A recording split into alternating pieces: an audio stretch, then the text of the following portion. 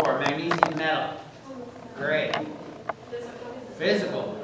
Okay. Tarnishes in air. Chemical.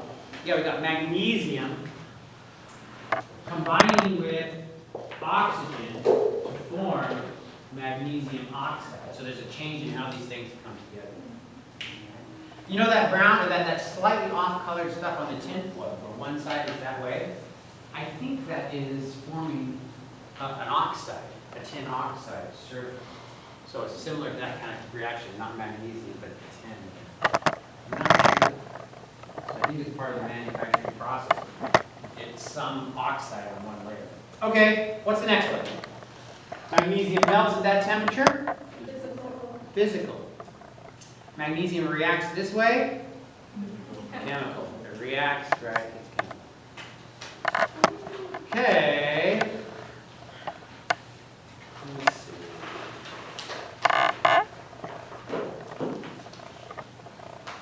Okay, how about this? Brass. Is brass an element? It's a compound? How do we know? It's made of two different metals. Okay, all right, good. So she has some knowledge about how it's made. All right. If we didn't, what can we do to find out if something is an element? Look on the periodic table, right? Okay, good. So brass is not an element. Natural peanut butter, made only by crushing peanuts, is pure.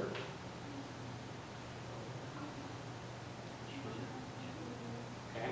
So I guess the question is, what does the word pure mean?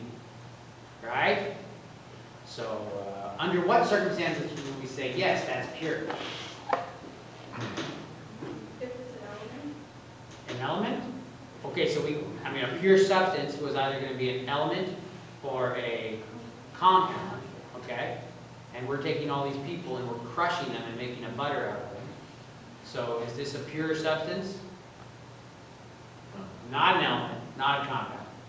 Does peanut butter contain DNA? Yeah, it does, right? So, never under a chemical condition would you say this is pure. But I've seen it in the store. They say it. So what are they talking about? Just the business part. The business part? Maybe so. I mean, because if you look on the ingredients, it might even say peanut butter and salt. You gotta have a little salt. Yeah. So I don't know. But, right. So, make sure that you recognize that there's this scientific world that uses these same terms in the business world. And you've got to make sure that you don't get too caught up in it. Okay. Like the word organic. Drives me crazy. Okay. Gasoline and water, homogeneous or heterogeneous mixture? Heterogeneous. We say that how they're going to be labeled. Right? Good. Okay. Let's see.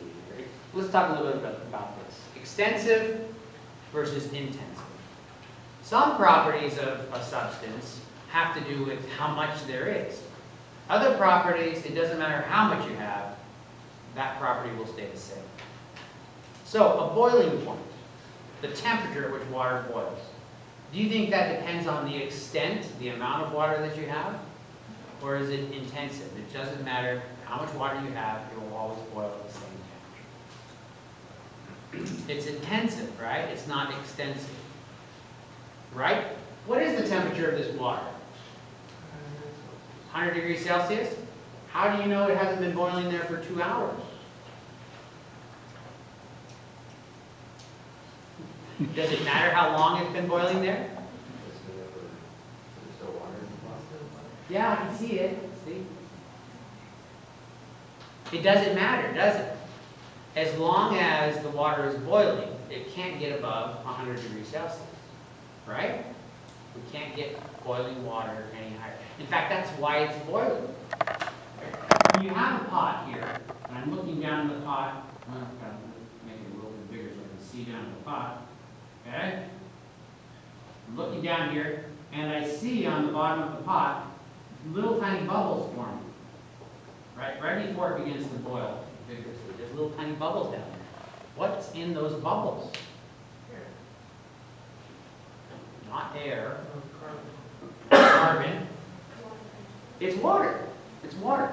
That's what we're doing. We're taking the H2O liquid and going to H2O gas. So we shouldn't be surprised that the gas looks like little tiny bubbles, right? Those are bubbles of the gas, or the water. They're now in gaseous form. So,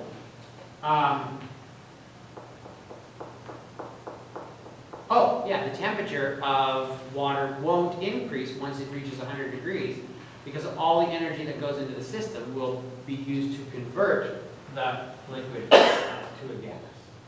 Okay? So if you add more and more energy, the temperature won't keep going higher, it'll just boil faster and faster. Yeah? What if you keep the gas though? If you can capture the gas and heat it, yeah, you can get it hotter and hotter and hotter. Yeah. And so, in fact, there's if you plot the temperature versus how much energy you add to a system of maybe water or almost anything, it follows a pattern. You have a solid that will heat up until it gets to its melting point, and then the temperature won't change until all of it is melted. And then that liquid will heat up until you reach the what? So this is our solid, this is our liquid. Until you reach the boiling point. And then it'll stay flat until all of that liquid has been converted to a gas. And then you can keep heating indefinitely until, as long as you can keep it captured, right? If you capture gas, though, and you keep heating it, then you're going to, when you take a gas and you try to heat it, what you're doing, temperature, here's just a little hint into the future. Temperature is really just the rate at which that molecule or that compound is moving. So when things are solid, when things are solid, that means the molecules are moving relatively slow. When you get them to be a liquid, they're moving faster, fast enough that the stickiness between them has been overcome. And then when you get to the gaseous phase, they're moving faster and faster and faster, right? And you can get them moving faster and faster and faster. But if you contain them, and you're trying to make them move faster and faster and faster, you know, you can't do both, because you're trying to make them be able to move, and then you're containing them. So eventually you'll turn it into a plasma, right? And that's what we have inside these tubes right here. We're essentially energizing them, giving them a lot of energy inside our light bulbs, and the gas in there begins to move faster and faster, and it creates a plasma. Okay?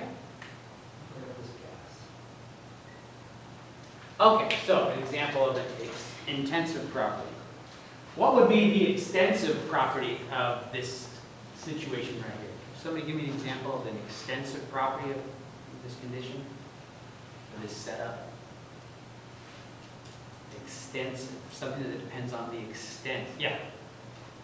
The size of the cup is larger? That's right. So maybe we say it's a half a liter, something like that. That would be an extensive property. And it could change from this situation to what I have at home, to what you have at home, right? But the boiling point of the water would be the same no matter where we go. Well, we'll talk about that in the future too, how that changes. Okay. So, some laws of chemistry. Conservation of mass. Now this law should be pretty straightforward. There shouldn't be much, because magic doesn't exist, stuff just doesn't appear from nothing. Now that was not a well-known fact for thousands of years, right? People thought that you would take energy and then all of a sudden mass would appear. They would say, all right, I planted this corn seed, and then all of a sudden you have this huge plant less than a year later. Where is all that mass coming from, right? So they make up theories about how this mass is being created from the sun, from the energy, or whatever. Same thing. Here's a big tree outside my yard. It was rotten. I burned it down. Now I have this big pile of ash and stuff. But the ashes have such a small mass compared to the tree. What happened? I disintegrated all that mass. Okay? Where did this mass come from? Seed turns into a stalk or a tree.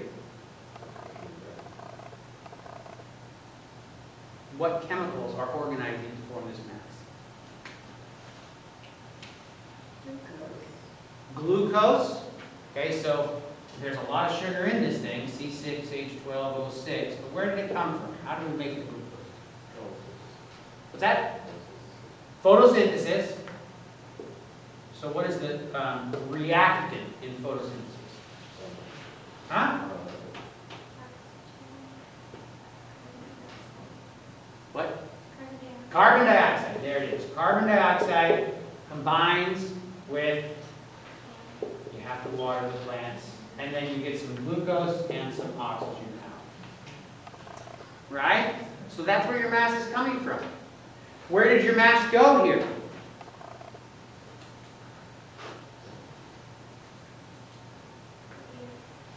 We had some complex carbohydrates here, C6H12O6 will represent it good enough. And it went to what? Oh, what else do you need to burn? Glucose? Or fluid? You need to have some oxygen. What do you think? What are the products here? Where did the mass go?